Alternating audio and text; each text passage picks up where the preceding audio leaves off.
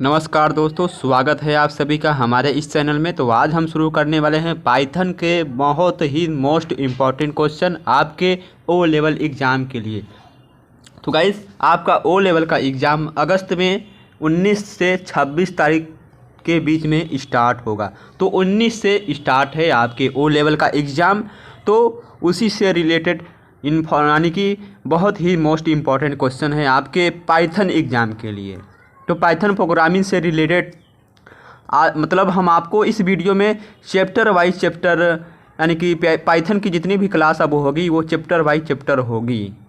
मतलब किस चैप्टर से कितने क्वेश्चन मतलब बनते हैं उसी से रिलेटेड होगी। साथ ही आपको बुक से मतलब भी कुछ क्वेश्चंस और ट्रू फॉल्स भी कराए जाएंगे। तो मुझे आशा है कि आपने वीडियो को लाइक ज़रूर से ज़रूर किया होगा। तो चलिए क्वेश्चन को शुरू करते हैं। तो पहला क्वेश्चन इसमें दिया है, हाँ, which types of error are flagged by compilers, यानी कि कंपाइलर की तरफ से कौन सा फ्लैग्ड एरर आता है। तो कौन सा एरर आता है? सिंटैक्स एरर आता है। ऑप्शन नंबर बी क्या है इसका राइट आंसर है। ठीक है, यानी कि एरर आर फ्लैग्ड बाई यानी फ्लैग के द्वारा कौन सा कंपाइलर एरर आता है? सिंटैक्स एरर आता है। ऑप्शन नंबर बी इसका राइट आंसर है। चलिए नेक्स्ट क्वेश्चन हमारा क्या दिया गया है, निम्नलिखित पाइथन अभिव्यक्ति का ऑब्जेक्ट यानी कि आउटपुट क्या होगा। नीचे दिए गए कोड का आउटपुट क्या होगा? तो बिन 29 दिया है। तो बिन 29, बिन का मतलब क्या होता है? बाइनरी नंबर, यानी कि 29 का बाइनरी नंबर क्या होगा, तो वही पूछा है। तो यहाँ पर आपको ट्रिक मालूम होगा। क्या ट्रिक मालूम होगा कि बाइनरी नंबर निकालने का ट्रिक आपको यदि नहीं मालूम होगा तो आप कमेंट करिए, तो आपको कमेंट बॉक्स में बता दिया जाएगा। तो इसका राइट आंसर क्या है? ऑप्शन नंबर बी, यानी कि OB0B। ठीक है, 0B का मतलब क्या था? बाइनरी। ठीक है, 11101 कितना होता है? 11101 होता है 29 का बाइनरी नंबर। तो ऑप्शन नंबर बी इसका राइट आंसर है।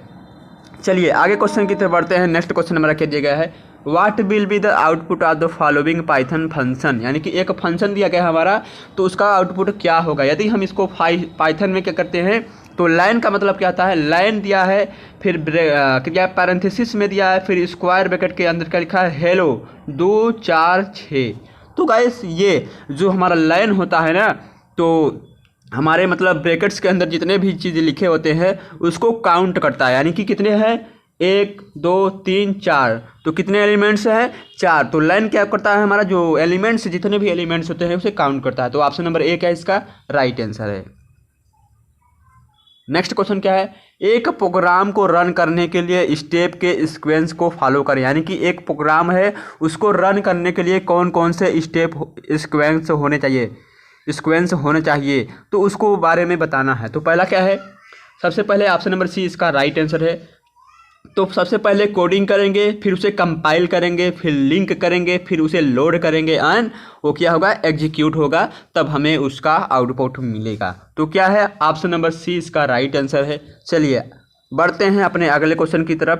तो नेक्स्ट मतलब अगला क्वेश्चन दिया है, स्लाइसिंग में आर्गूमेंट्स को पास करने का सही क्रम क्या है। ठीक है, स्लाइसिंग में आर्गूमेंट्स को पास करने का सही सिंटैक्स क्या होगा। तो स्लाइसिंग में आर्गूमेंट्स को पार करने का सही सिंटैक्स क्या है?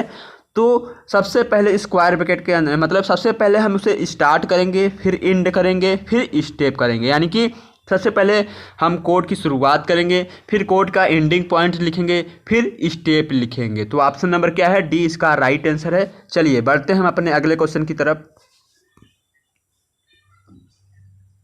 तो हमारा नेक्स्ट क्वेश्चन क्या दिया है, पाइथन में इनपुट फंक्शन का रिटर्न मतलब जो पाइथन में इनपुट फंक्शन होता है वो क्या रिटर्न करता है। तो वाट मतलब पाइथन में जो हमारा इनपुट फंक्शन है वो क्या रिटर्न करता है। तो क्या रिटर्न करता है? स्ट्रिंग वैल्यू को रिटर्न करता है। क्या? स्ट्रिंग वैल्यू को रिटर्न करता है। तो ऑप्शन नंबर सी इसका राइट आंसर है। चलिए बढ़ते हैं अपने अगले क्वेश्चन की तरफ। हाँ, तो दिया गया है which is invalid name of identifier. तो इनमें से कौन सा एक आइडेंटिफायर इनवैलिड है। तो इसका राइट आंसर क्या है? Option number C test. और क्या दिया गया है? इस पे यहाँ दिया गया है माइनस का चिन्ह लगाया है, तो नेम अंडरस्कोर, इसको मतलब इसको अंडरस्कोर नहीं बोलते हैं। ठीक है, तो टेक्स्ट हाइपन्स नेम दिया गया है। तो गाइस आइडेंटिफायर का मतलब क्या होता है कि पहले मतलब वर्ड यानी लिख सकते हैं, फिर एडिशन 23 यानी कि जो हमारा नंबर है वो शुरू में नहीं आना चाहिए, लास्ट में लिख सकते हैं। और क्या है, फैक्टोरियल भी लिख सकते हैं, लेकिन हाइपन का उपयोग हम आइडेंटिफायर के अंदर नहीं कर सकते हैं। तो ऑप्शन नंबर सी क्या है, टेस्ट नेम। ये क्या है, एक इनवैलिड नेम ऑफ आइडेंटिफायर यानी कि इनवैलिड है। बढ़ते हैं अगले क्वेश्चन की तरफ। तो पाइथन में यूजर डिफाइंड डाटा टाइप है, तो पाइथन में कौन यूजर डिफाइंड डाटा टाइप है, तो क्लास एक प्रकार का यूजर डिफाइंड डाटा टाइप है। ऑप्शन नंबर 20 का राइट आंसर है। चलिए बढ़ते हैं अगले क्वेश्चन की तरफ। तो अगला क्वेश्चन दिया है, पाइथन लैंग्वेज को किसके द्वारा बनाया गया था। जो हमारा पाइथन लैंग्वेज है उसको किसने बनाया था, तो किसने बनाया था, गाइडो वान रसूम ने बनाया था। किसने, गाइडो वान रसूम ने बनाया था। तो ऑप्शन नंबर 20 का राइट आंसर है। बढ़ते हैं अगले क्वेश्चन की तरफ। Which symbol is used to test the condition flow chart, यानी कि test the condition in flow chart. तो मतलब फ्लो चार्ट में कंडीशन के लिए कौन सी मतलब पाइथन में हम सिंबल का यूज करते हैं, तो कौन सा है, तो डिसीजन बॉक्स का उपयोग करते हैं पाइथन में हम फ्लो यानी कि कंडीशन स्टेटमेंट के लिए। तो मतलब डिसीजन बॉक्स किस तरह का होता है, ये कुछ इस तरह का होता है डिसीजन बॉक्स, डायमंड शेप की तरह। तो इसे पहचान लीजिए, क्या है, हमारा डिसीजन बॉक्स है। ऑप्शन नंबर 20 का राइट आंसर है। नेक्स्ट क्वेश्चन दिया गया है, the function of a compiler is, ठीक है, यानी फंक्शन क्या है, कंपाइलर इज क्या है, the function of a compiler is. तो इसका राइट आंसर क्या है, क्या दिया है, जो हमारा कंपाइलर है वो क्या करता है, translate the instruction into a form suitable for execution by the program. तो ऑप्शन नंबर ए क्या है इसका राइट आंसर है। Next question, what will be the output of, दिया है इंट, क्या दिया गया है, क्या दिया है, इंट इंटीजर 1011। तो गाइस जो हमारा ये इंटीजर है मतलब जब इसे हम प्रिंट करेंगे तो ये क्या आएगा, वही का वही नंबर दे देगा। तो ऑप्शन नंबर सी क्या है इसका राइट आंसर है। बढ़ते हैं अपने अगले क्वेश्चन की तरफ। तो हमारा अगला क्वेश्चन दिया गया है, क्या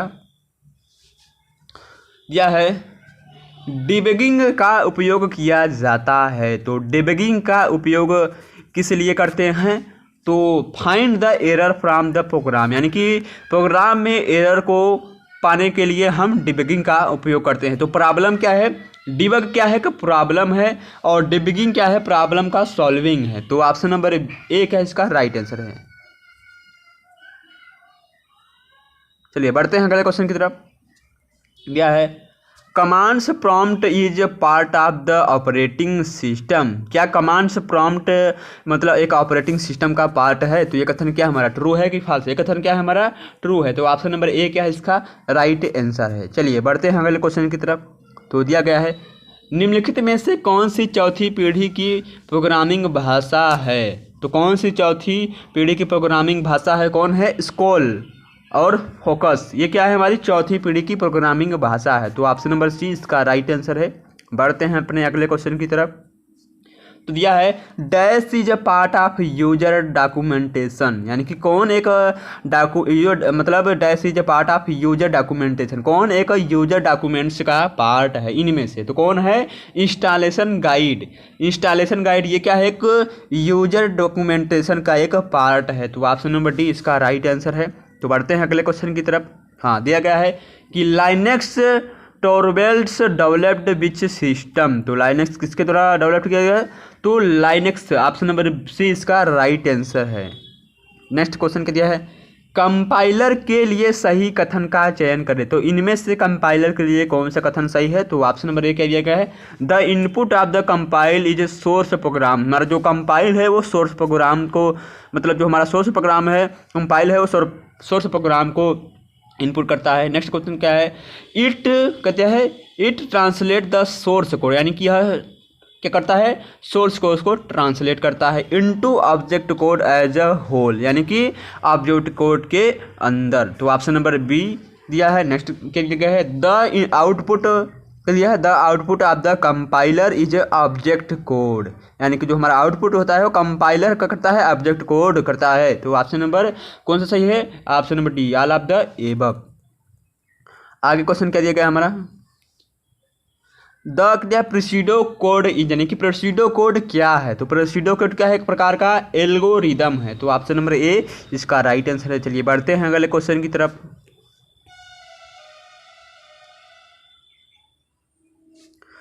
तो अगले क्वेश्चन में दिया गया है भाषा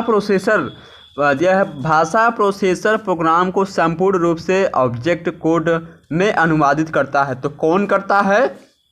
कंपाइलर करता है। ऑप्शन नंबर सी इसका राइट आंसर है। तो बढ़ते हैं अगले क्वेश्चन की तरफ। दिया गया है सोर्स कोड में त्रुटियों का पता लगाना और उनका समाधान करना क्या कहलाता है? डिबगिंग कहलाता है। और जो हमारा प्रॉब्लम होता है यानी कि जो परेशानियां होती हैं उसे हम डिबग कहते हैं और प्रॉब्लम का सॉल्यूशन डिबगिंग कहलाता है। तो ऑप्शन नंबर बी इसका राइट आंसर है। चलिए आगे क्वेश्चन की तरफ बढ़ते हैं हम। हाँ, क्वेश्चन नंबर दिया गया है कि translate the source code into machine language, यानी कि कौन सोर्स कोड को मशीन लैंग्वेज में ट्रांसलेट करता है? तो कौन करता है? Language processor. Option number C क्या है इसका राइट आंसर है। चलिए बढ़ते हैं नेक्स्ट क्वेश्चन की तरफ। और क्या दिया गया है? किसी समस्या को हल करने के लिए चरण दर चरण प्रक्रिया क्या है? तो चरण दर प्रक्रिया क्या है? एल्गोरिदम है। तो एल्गोरिदम की सहायता से हम स्टेप बाय स्टेप किसी भी समस्या को यानी कि बग को हम सॉल्व कर सकते हैं एल्गोरिदम की सहायता से। तो ऑप्शन नंबर बी इसका राइट आंसर है। चलिए बढ़ते हैं अगले क्वेश्चन की तरफ। हाँ, दिया है भाषा एक वस्तु यानी कि ऑब्जेक्ट ओरिएंटेशन, यानी कि भाषा एक वस्तु उन्मुख प्रोग्रामिंग भाषा नहीं है। तो कौन नहीं है? सी। ये क्या है? भाषा एक वस्तु उन्मुख प्रोग्रामिंग भाषा नहीं है। ऑप्शन नंबर बी इसका राइट आंसर है। नेक्स्ट क्वेश्चन क्या दिया है? उपयोगकर्ता और कंप्यूटर के बीच संचार है, यानी जो हमारा उपयोगकर्ता है और कंप्यूटर के बीच किस प्रकार का संचार है? किस प्रकार का संचार है? प्रोग्रामिंग लैंग्वेज का संचार है। ऑप्शन नंबर ए इसका राइट आंसर है। चलिए बढ़ते हैं अगले क्वेश्चन की तरफ। तो गाइस अब आ गया है आपके यानी कि बुक से रिलेटेड क्वेश्चन, यानी कि आपके बुक में जो दिए गए हैं पाइथन के बुक में M3R5, तो आपके बुक से भी रिलेटेड क्वेश्चन है। चलिए देख लेते हैं हम। तो गाइस आपके बुक से जो पहला क्वेश्चन बनता है वो क्या है? Which of the following is not a part of execution flow during debugging, यानी कि निम्न में से कौन डिबगिंग के दौरान निष्पादन प्रवाह का हिस्सा नहीं है? तो कौन नहीं है? Step up. Option number A इसका राइट आंसर है। नेक्स्ट क्वेश्चन क्या है? तो यह है identify the correct sequence of step to run a program, यानी कि एक प्रोग्राम को रन करने के लिए स्टेप के सही सीक्वेंस क्या हैं? तो अभी हमने आपको जस्ट बताया है सही क्या है। सबसे पहले कोड करेंगे, फिर वो कंपाइल होगा, फिर लिंक करेंगे, फिर लोड होगा, फिर एग्जीक्यूट होगा, यानी कि ऑप्शन नंबर सी क्या है इसका राइट आंसर है। चलिए नेक्स्ट क्वेश्चन की तरफ बढ़ते हैं हमारा। हाँ, नेक्स्ट क्वेश्चन में हमारा कह दिया गया है कि हर संभव के लिए टेस्ट आयोजित किया जाना है। तो कौन से हर संभव के लिए टेस्ट आयोजित किया जाना चाहिए? तो डाटा के लिए, केस के लिए, वेरिएबल के लिए, यानी कि ऑप्शन नंबर डी सभी के लिए। तो नेक्स्ट क्या है? Which of the following software translated source code into object code, यानी कि निम्नलिखित में से कौन सा ऑब्जेक्ट कोड में सोर्स कोड का अनुवाद करता है? तो कौन करता है ऑब्जेक्ट कोड में सोर्स कोड का अनुवाद? तो कौन करता है? कंपाइलर। ऑप्शन नंबर ए क्या है इसका राइट आंसर है। ये क्या करता है? हमारे ऑब्जेक्ट कोड को सोर्स कोड में अनुवाद करता है। तो नेक्स्ट क्वेश्चन हमारा क्या दिया गया है? Which symbol is use to text condition in a flow chart, तो फ्लो चार्ट में कंडीशन का परीक्षण करने के लिए किस प्रतीक का यूज किया जाता है? डिसीजन बॉक्स का प्रयोग किया जाता है। तो डिसीजन बॉक्स किस प्रकार का होता है? तो अभी हमने आपको बताया है इस तरह का कुछ होता है। तो ऑप्शन नंबर कौन सा सही है? ऑप्शन नंबर बी इसका राइट आंसर है, फ्लो चार्ट में कंडीशन का परीक्षण करने के लिए। ठीक है, चलिए बढ़ते हैं अगले क्वेश्चन की तरफ। दिया है function of a compiler is to, यानी कि एक कंपाइलर का फंक्शन क्या है? तो एक कंपाइलर का फंक्शन क्या है? Translate the instruction into from suitable for execution by the program, program द्वारा एग्जीक्यूशन के लिए उपयुक्त फॉर्म के निर्देशों का अनुवाद करे। तो ऑप्शन नंबर बी इसका राइट आंसर है। नेक्स्ट क्वेश्चन क्या दिया गया है हमारा? Flowing the true for understanding of a problem, यानी किसी समस्या के समझ के लिए निम्नलिखित कथन में से कौन सा कथन सत्य है? तो इसका राइट आंसर क्या है? नॉलेज को जानना और उस विषय को समझना जिस पर समस्या आधारित है। ग्राहक के संचार, यानी कि ऑप्शन नंबर डी क्या है, सभी। तो नेक्स्ट क्वेश्चन ही हमारा दिया है द डायनामिक, दिया है the diagrammatic representation of an algorithm, यानी कि एल्गोरिदम का आरेखण प्रस्तुतिकरण क्या है, फ्लो चार्ट है। तो ऑप्शन नंबर ए इसका राइट आंसर है। और क्या दिया है, advantage of using flow chart are, यानी कि फ्लो चार्ट का उपयोग करने का लाभ क्या है। तो फ्लो चार्ट के उपयोग करने का लाभ क्या है, इसका राइट आंसर क्या है। तो कौन से लाभ हैं, तो इसका राइट आंसर क्या है, प्रॉपर डॉक्यूमेंटेशन, यानी कि उचित डॉक्यूमेंट्स होता है। ऑप्शन नंबर 20 का राइट आंसर है। हाँ, नेक्स्ट क्वेश्चन क्या दिया गया है कि what is a testing process first goal, यानी कि परीक्षण का प्रक्रिया का पहला लक्ष्य क्या है, यानी कि परीक्षण प्रक्रिया का पहला लक्ष्य क्या है। यानी कि यदि हम कोई चीज़ बना लिए हैं, यानी कि कोई वेबसाइट वेब पेज बना लिए हैं, तो उस पर सबसे मानी कि उसको बना लिए हैं, तो उससे पहले हमें क्या परीक्षण करना चाहिए, परीक्षण के दौरान कौन कौन क्या करना चाहिए। तो परीक्षण के दौरान हमें बग यानी प्रॉब्लम को रोकथाम के लिए, यानी प्रॉब्लम का सल्यूशन हमें निकाल कर रखना होगा। तो ऑप्शन नंबर ए क्या है, इसका राइट आंसर है। तो मुझे आशा है कि आपको वीडियो पसंद आया होगा और मुझे आशा है कि आपने वीडियो को लाइक कर दिया होगा। आप लोग वीडियो तो देखते हैं लेकिन आप लाइक नहीं करते। तो गाइस, यदि आप हमको सपोर्ट करना चाहते हैं और हमें सपोर्ट करिए ताकि हम आपकी लाइक की मदद से मोटिवेट हो सके, और यानी आपका लाइक हमें मोटिवेट करता है, कमेंट मोटिवेट करता है। तो आप वीडियो को देखिए और अच्छा से अच्छा कंटेंट हम आपके लिए ला रहे हैं। तो ये पाइथन के 100 इम्पॉर्टेंट, यानी कि 100 इम्पॉर्टेंट से कम कुछ क्वेश्चन है। तो मान लीजिए 50 इम्पॉर्टेंट क्वेश्चन आपके ये पाइथन के हैं।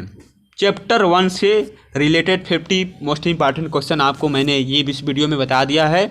तो अब आपसे मिलते हैं अगले वीडियो में। तब तक के लिए मैं आपको अच्छा से अच्छा कंटेंट फ्री में, कोई भी पैसा नहीं लगेगा, प्रोवाइड कराता रहूँगा। और हमारे टेलीग्राम चैनल से जुड़िए। हमारे टेलीग्राम चैनल का नाम है ओ लेवल बैच। तो आपको टेलीग्राम में सर्च करना है ओ लेवल बैच के नाम से, तब वहाँ आपको मिल जाएगा। तो धन्यवाद, चलिए नेक्स्ट वीडियो मिलते हैं आप।